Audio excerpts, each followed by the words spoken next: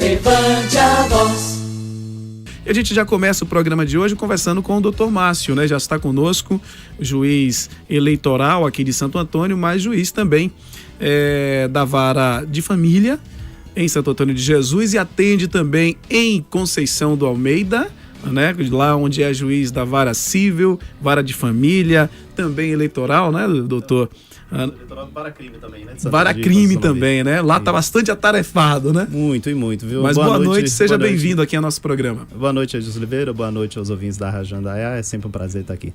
O senhor, na verdade, começando pela Vara Civil aqui de Santo Antônio de Jesus, Vara de Família também, o senhor e a sua equipe fez um mutirão para tentar diminuir os números de processos aqui, avaliar e julgar esses processos. Como é que está esse andamento? Como é que está esse número? É muito elevado o número de processos pendentes ainda aqui em Santo Antônio, doutor?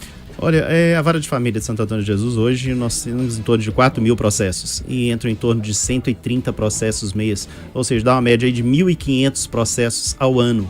Este ano nós batemos um recorde e fomos a segunda vara que mais produziu na Bahia, Vara de Família, com quase 1.460 processos arquivados e julgados. Aliás, Santo Antônio de Jesus está de parabéns, o Judiciário de Santo Antônio de Jesus. Nós tivemos um desempenho fabuloso agora no mês de outubro, em baixa processual, em que todas as varas unidas e todos os servidores trabalhando de forma profícua, de forma prolongada, de 8 da manhã até 7, 8 horas da noite, nós conseguimos baixar o acervo em quase 30%. E é um resultado muito bom para a Bahia e muito bom para o Brasil. Agora, quais são as principais causas que enfrentadas aqui? Quais são as principais questões? A Vara de Família, todas as vezes, eu venho na rádio e as pessoas, quando eu venho, às vezes, poxa, mas o doutor Márcio às vezes fala de forma áspera, fala de forma rude, mas não. Eu acho que aqui na rádio a gente não pode usar muito tecnicismo, a gente tem que falar mais de forma liberal, de forma literal, o que acontece realmente na Vara de Família. E o que eu tenho um grande problema lá? Essa semana nós retiramos alguém que estava preso lá, eu expedi um alvará de soltura, uma pessoa que ficou presa durante 60 dias. E essa semana já determinei a prisão de mais 2 pessoas. E todos os meses aí nós temos um montante aí de 5 a 10 pessoas com mandado de prisão expedido.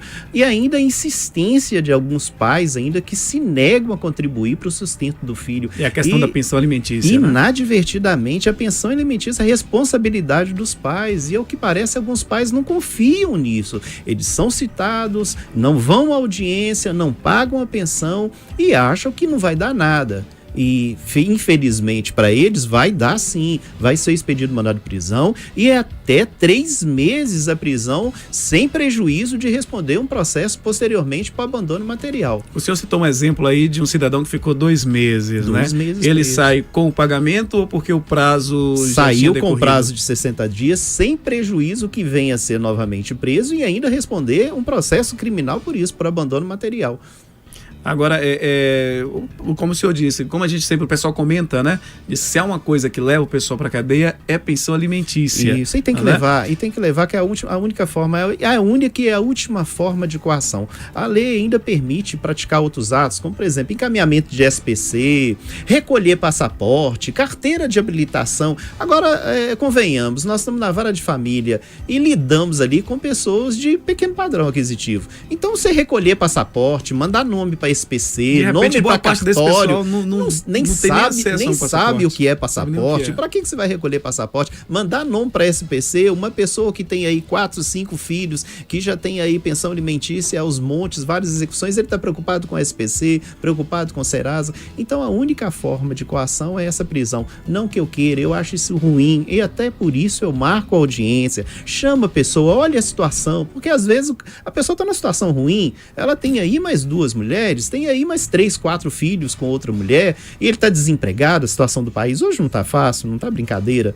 mas não é porque a pessoa está desempregada que ela tem que deixar de pagar a pensão alimentícia. Nós podemos até reduzir, e por isso até que eu chamo o devedor ao fórum, vamos tentar reduzir, vamos ver quanto está o seu salário, quanto você está ganhando, vamos reduzir aí para um valor menor. Agora, não pode deixar de pagar, não pode deixar de ir à audiência. Agora, doutor, geralmente quais são as alegações, né? O pessoal que deixa de pagar a pensão alimentícia, deixa... O que é que eles mais alegam em Se eu sua filmar defesa? as audiências de Santo Antônio de Jesus e trazer aqui pra você vai ver. Todo mundo que chega à audiência, todo desempregado. Eu nem sei aqui em Santo Antônio como é que sobrevive essa cidade, porque 99% das pessoas que chegam lá estão desempregados. Todas elas estão desempregadas. Se for avaliar o desemprego por essas eu pessoas, não sei, é quase 100%. Santo Antônio não tem ninguém trabalhando, porque tá todo mundo desempregado, todo mundo que vá. E não é porque a pessoa tá desempregada que ela tem que deixar pagar a pensão alimentícia. Como eu disse, pode diminuir, vamos rever o valor, vamos olhar um valor menor, dividir as parcelas em atraso. Agora não pode deixar de pagar. Eu não posso chegar perto de uma pessoa de 30, 40 anos e falar, você tá desempregado, não vai pagar. E seu filho de 5 anos de idade, de 3 anos de idade, vai procurar um emprego para se autossustentar. Não tem como. Agora, o que é que acontece quando a pessoa alega que não tem condições de pagar e às vezes não tem, realmente está desempregado? O que acontece para cumprir essa decisão do pagamento da pensão? Normalmente é que nós tentamos esse acordo, e por isso eu peço aí aos pais que não estão pagando pensão, na hora que forem intimados, ou mesmo que fiquem desempregados e vão deixar de pagar a pensão alimentícia, vão até a Defensoria Pública se não tem condição de pagar um advogado, vão até a assessoria jurídica lá na Facemp, que faz um trabalho muito bom. Procurem o fórum, procurem uma ação de exoneração de pensão, de revisão de pensão. Algumas vezes você está pagando um valor muito alto, você tinha um salário de 3, 4, pagava R$1.000 de pensão, agora você está ganhando um salário de R$1.000. Então, se não tem condição mais de bancar aquele tipo... Tem que ser proporcional ao que o cidadão recebe de salário, né? Sempre nós usamos aquele lá, o trinômio, necessidade, possibilidade e a razoabilidade também. Né? Eu tenho que ver o que a criança gasta, o que a criança precisa, eu tenho que olhar a necessidade da criança, mas também a possibilidade do pai pagar. Eu tenho muita discussão quanto isso lá na vara de família, porque algumas mães chegam e querem julgar às custas do pai uma responsabilidade impossível. Elas querem que o filho estude na melhor escola de Santo Antônio, querem que o menino faça karatê, judô, alemão, inglês, natação, vôlei, futebol, hóquei. Então a criança praticamente não vive, nem dorme, nem tem noite. E não é porque o pai tem muito dinheiro que a criança necessita também de muito dinheiro. A criança tem que ter aquele valor para subsistência, para os seus gastos pessoais. Mas não existe esse jargão de 30% do salário da pessoa. Não. Se uma pessoa ganha 30 mil, eu vou tirar R$10.000 de pensão, o que uma criança de 5, 8 anos de idade gasta com R$10.000 de pensão? Então não é os 30%. Não seria só para bancar as necessidades da criança, está querendo bancar da família toda, aí você né? vai bancar da avó, da sogra e de todo mundo, né? Não é o caso, não é esse o caso. O senhor falou que reduziu em 30%, agora o senhor tem números, essa quantidade de processos que estão tramitando aqui em Santo Antônio? Hoje, na vara de família, em torno de 4.000 processos. Aí você vê, como baixamos até agora 1.469, até o final do ano eu devo baixar em torno de 2.000 processos. 2.000 processos na vara. Se nós temos aí um total de 1.200 processos novos por ano, eu estou baixando 2.000, por ano eu estou baixando do acervo 800 processos. A minha meta é daqui a 3, 4 anos, nós temos aqui na Comarca Santo Antônio, na vara de família, menos de 500 processos. Ou seja, se você entrar com o processo hoje, no máximo o seu processo vai ser julgado daqui a 2 meses. No máximo, vai ser julgado daqui a 2 meses. E a gente tem acompanhado algumas matérias na televisão, também nos jornais. Esses prazos realmente são bem mais extensos quando se trata de outras regiões, né? Aqui o senhor tem conseguido, em aproximadamente 2 meses, né, chegar a uma definição, né, um julgamento dessa ação, né? Isso. Fruto justamente desse empenho, o senhor chegou a falar aí que são 40, o senhor chegou a fazer 40 por dia? 40? Nós fazemos em torno de 30 a 40 audiências por dia. Também graças ao trabalho dos servidores, graças também ao trabalho da Defensoria Pública, do Ministério Público, da Vara de Família aqui na Comarca de Santo Antônio de Jesus. Por isso, nós podemos fazer esse trabalho, essa cerca de 30 a 40 audiências por dia. Tem um outro fato que eu queria até relatar, não sei se eu posso adiantar aqui já. Pode, fique à vontade. Eu estou tentando fazer um mutirão e no máximo em 3 meses, até fevereiro de 2018, acabar com todos os processos de alvará judicial e de interdição. E temos uma dificuldade muito grande de localizar esses processos, as pessoas nesses processos antigos, porque eles não davam o endereço correto, não dava telefone, você não tinha ali o e-mail, não tinha nada. Então o oficial de justiça, às vezes a pessoa entrava lá e falava, eu tô com um problema, o meu filho ou alguém da minha família tem um problema, ele tem que ser interditado, mas ela deu um endereço aí numa localidade longe aí, e o oficial de justiça vai até a casa dela e não consegue achar o número, não consegue achar o local, e aquele processo fica ali parado no fórum, fica parado fazendo número. E algumas vezes a pessoa está necessitada de ter aquela decisão judicial e não raramente vem reclamar, olha, meu processo está lá na justiça há 3 anos, está lá na justiça há 10 anos e ninguém resolve meu processo. Mas se ela olhar muito bem, ela vai ver que o processo dela não continua porque o oficial de justiça não localizou, porque o endereço dela está incompleto, porque ela não tem dado nenhum para ser encontrado. Então eu peço que aquelas pessoas, e a audiência da rádio é muito alta e sabemos que é muito alta em toda a região, essas pessoas que têm problemas com alvará, que têm processos com alvará judicial ou com interdição, procurem o fórum. Procurem esse mês agora, nós vamos fazer um mutirão de audiência do dia 20 até o dia 8 de dezembro. Ou seja, nesse interregno de 18 dias, nós pretendemos fazer em torno de 200 audiências e resolver praticamente todos os processos de alvará judicial e de interdição. E contamos, inclusive, com o apoio do Dr. João, médico aqui conhecido da cidade. Ele é que faz os exames, os periciais para nós.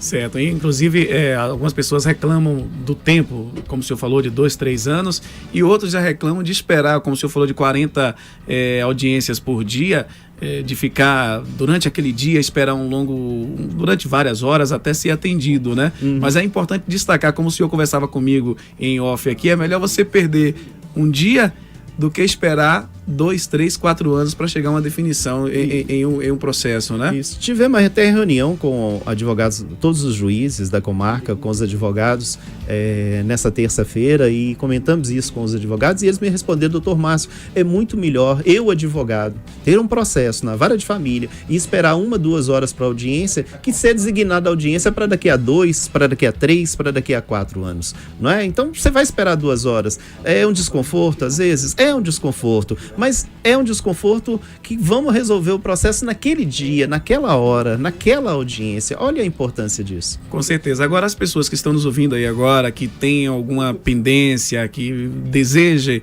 solucionar, que já espera há algum tempo, o que deve fazer nesse caso? Qual a sua orientação? Isso. Nós abrimos, desde que eu cheguei aqui, nós abrimos 2 dias na semana, e agora são 3 dias na semana para atendimento. Segunda, terça e quarta-feira, na parte da manhã, de 8 a meio-dia. Então, toda aquela pessoa que tem processo ou que deseja uma informação sobre o processo, ela pode comparecer ao fórum, que ela vai ser prontamente atendida. Agora, doutor, mudando um pouquinho já para outra área que o senhor atua, que é a Justiça Eleitoral. Próximo ano teremos eleições, né? Não são municipais, mas são importantes também. O município também, obviamente, os municípios atendidos aí pela sua... também terão eleições, né? Para deputado, para presidente, governador, senador também. Agora, como é que está a questão do cadastramento biométrico em Santo Antônio de Jesus, Dom Macedo, se não me engano, Dom Macedo, Vazedo, Muniz Ferreira, né? Isso. Que são já findou a biometria. Já findou a biometria aqui. Chegou a 100% dos cadastros? Nós não temos problema nenhum aqui quanto à biometria. Ela está sendo feita em algumas cidades da Bahia. É importante destacar o que é a biometria, que as pessoas ficam arguindo, por que biometria? Então, agora não vai ter falha, agora não vai ter mais irregularidade. Não é que havia irregularidade ou havia falha. É que com a biometria você evita qualquer irregularidade, qualquer falha, porque aí vão ser digitais, aí você tá ali com a assinatura eletrônica, não tem como alguém falar, poxa, alguém foi lá e votou para mim, alguém lá usou minha identidade, o que se tinha muito comentário a respeito disso, né? E com a biometria findou essa possibilidade. Eu tô aqui até 2019 como juiz eleitoral, já que todos os juízes fazem rodízio. Então, nas próximas eleições eu vou presidir, serei o juiz ainda da 56ª Zona Eleitoral. Agora, algumas pessoas que tenham ficado, digamos, aqueles mais desavisados ou mais acomodados, que perderam esses prazos, ainda tem condições de regularizar a situação? Podem ir até o cartório eleitoral, obter informação. O que eu falo muito com as pessoas é o seguinte, é coisa de brasileiro, né? Deixa tudo para a última hora. Na hora que está findando os prazos, as pessoas lotam o cartório eleitoral, assim como lota a Justiça Comum e assim como lota qualquer lugar, que é coisa de brasileiro. Então, as pessoas que têm alguma pendência da Justiça Comum ou com a Justiça Eleitoral, procurem o cartório eleitoral, procurem saber o que está acontecendo, qual o documento que tem que trazer, para evitar que ano que vem, na proximidade da eleição, na proximidade de fechamento de cadastro, a pessoa não possa usar o seu direito de ir às urnas e votar no seu candidato. Agora, e com relação a essa impressão de votos discutida e aprovada ainda está sendo discutida. Está sendo discutida, né? Mas a possibilidade de ser aprovada. Aquela impressão, né? A impressão. Eu acho que você vai demorar, vai voltar aquele tempo ainda das anotações, dos escritos. Eu fico pensando, você dá uma cópia para a pessoa com o voto dela e fala, não, é para ela comprovar que realmente ela votou. E quem me garante que o cabo eleitoral, o coronel ali da religião, do rincão, não vai mandar que ela tire uma foto, não vai mandar que ela tire ali uma foto de celular daquele papel para demonstrar que realmente ela votou, ou que ela leve aquele comprovante? Quem me garante que isso não vai acontecer? Da forma como está você votando, eu não vejo falha alguma, eu não vejo objeção alguma de que continue dessa forma. Então, melhorando a cada dia com a biometria. O que as pessoas têm que entender? Que o voto é secreto. E a partir do momento que você começa a liberar impressão, liberar documentação, liberar papel comprovando que a pessoa votou em candidato A ou candidato B, eu temo muito que nós voltemos àquele tempo dos coronéis em que a pessoa tinha que levar quase a cópia lá, a prova comprobatória de que ela votou no candidato A ou no candidato B. Agora, doutor, com relação a esse momento conturbado que vivemos na política brasileira, muito, né? Conturbado, muitíssimo, né? Conturbado, uma série de implicações aí, muitos políticos implicados. Tem gente que fala que o Brasil tem que renascer. Parece que tinha que ter uma fênix aqui e renascer, porque você vai para um lado ou vai para o outro, é um problema muito grande. Verdade. Aí, diante desse turbilhão aí de denúncias, de delações, de ações que estão tramitando, que podem ser julgadas a qualquer momento, que pode tornar algum político inelegível, como é que a justiça, o senhor como juiz eleitoral, tem observado isso com relação às próximas eleições? Porque a gente está vendo que tem aquele julgamento de primeira instância, segunda instância, onde ficaria que ainda não está definido, né? Que ainda a gente pode haver um retrocesso, e eu acho que vai ser um retrocesso que se definir que ali na segunda instância não para, que para mim você chegou na segunda instância como existe hoje, não tem mais razão de ser, não tem o porquê de você recorrer. E eu tenho uma visão meio restrita contra isso. Eu acho o seguinte, você para candidatar, você teria que ter uma ficha limpa. Você, para candidatar a um emprego, quando você tem uma empresa e chama alguém para trabalhar na sua empresa, se a pessoa é condenada por tráfico, por corrupção, por extorsão, por um juiz e depois por um tribunal, você contrataria essa pessoa? É muito melhor eu contratar alguém que tem uma ficha limpa, alguém que não tem um passado. E se a pessoa ela entender, não, eu sou inocente, eu vou ser absolvida. Bom, olha que coisa boa. Prove a inocência, deixa o processo transitar em julgado. Quando você conseguir a sua absolvição, aí você vem ser candidato novamente. Olha que coisa boa, eu voto em você. Assim que você provar que você é inocente, assim que você provar que você foi absolvido. E a justiça, você tem duas chances. Você vai ser julgado por um juiz, depois você vai ser julgado por um tribunal e você vai esperar ser julgado ainda por um ministro, ser julgado para a Suprema Corte. Que isso aí já é um absurdo. E aqui alguns candidatos aí estão querendo que nunca seja julgado. Nós temos processos, por exemplo, com foro privilegiado que não acabam o foro privilegiado, e a gente sabe muito bem porque que não acaba o foro privilegiado, porque alguns estão respondendo processo no Supremo e em tribunais superiores há 10, a 15, a 20, acaba a 30 prescrevendo anos. E não chega ao julgamento, né? E vai prescrever, e não chega nunca ao julgamento. Então, o eleitor, ano que vem, quando for às urnas, e eu como juiz eleitoral, como presidir a eleição aqui na comarca, eu vou até as escolas, vou até comunidades, virei até as rádios, se me derem essa oportunidade. Se me derem essa oportunidade, até para falar sobre isso. É o eleitor que vai colocar, é o eleitor que vai tirar. Então, o eleitor, dentre outras qualificações que deve ter o candidato, para mim, deve ser um cara que tem a ficha completamente limpa, que pega a folha de antecedentes dele e vem assim, nada consta. Esse é o candidato que eu quero ver eleito. Agora, independente de partido, independente se é de lado E, se é de direita, se é de esquerda, eu quero um candidato que tenha proposta, qualificação e, para mim, seja ficha limpa. Porque existe essa possibilidade, né? Tem muitos candidatos aí, muitos políticos que se candidatarão à reeleição ou à eleição, estão respondendo algum tipo de pendência aí, principalmente investigado nessa Operação Lava Jato, certamente se candidatarão, né? E fica aí a critério da população votar ou não, caso também a justiça, a legislação permita, como hoje permite, né? Agora, dentre as mudanças que estão nessa reforma, entre aspas, essa reforma eleitoral, reforma política que estão propondo aí, o que é que o senhor destacaria que pode passar e que pode facilitar, agilizar o trabalho da Justiça Eleitoral ou atrapalhar? Né? Tem algumas propostas sendo discutidas. O que é que o senhor está observando aí nessas discussões que pode ajudar o processo ou que pode atrapalhar também o trabalho dos senhores? Bom, de início nós não tivemos reforma. Né? Eles fazem mini-reformas, fazem mini-reformas. Eu acharia que teria que fazer uma reforma política ampla. Nós teríamos que discutir aí sobre o voto, teríamos que discutir aí sobre a obrigatoriedade do voto, a classificação do voto aí para menores de 16 anos, coligações, a possibilidade de se coligar. Hoje você vê um absurdo, essas coligações majoritárias, aí no governo federal, junto à União, ele é oposição, aí no município é situação, aí você vê dois partidos antagônicos disputando a presidência da República e ao mesmo tempo no rincão, no município, os dois são unidos. Quer dizer, olha que barbaridade, não se tem projeto, não se tem ideologia nenhuma, só se tem partido. Hoje no Brasil nós estamos com mais de 37 partidos. Como que você pode ter um país com 37 partidos? No máximo, eu acho que 5 eram mais do que suficiente.